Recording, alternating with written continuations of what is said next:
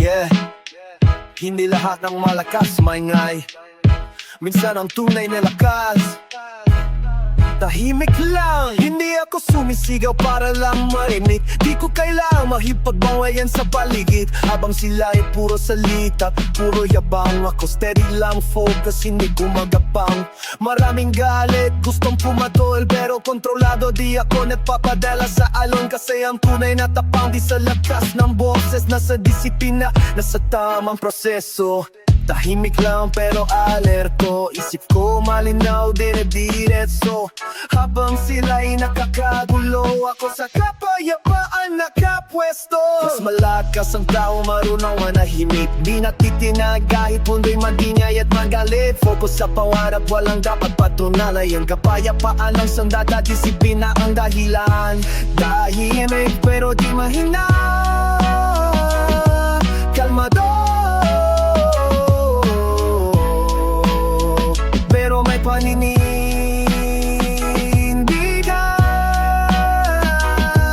Mas malakas ang tao, marunong managinip. Sa loob may apoy na hindi napipigil. Hindi kahinaan ang umiwas sa gulo. Mas mahirap kontrolin ang sarili, totoo. Madaling magwala, madaling pumatoy, pero asastig yung walo nung mag-control. Hindi ako nadadala sa init ng ulo. Pinipili ko ang tahimik doon at buo. Habang sila'y abala sa drama at issue, ako nag-ipon ng lakas, mindset ko kristal. Sa katahimik ang may lakas na lihim. Hindi nakikita pero ramdam sa hangin. Hindi kailangan ng spotlight o entablado. Ang tunay na malakas sa gawa na susubo. Mas malakas ang tao, marunong manahimik. Di natitinag kahit mundo'y maginay at magalit. Focus sa pangarap, wala napapatunayan. Kapayapaan ang sandata, disiplina ang dahilan. Tahimik pero di mahina, kalmado pero may paninindigan.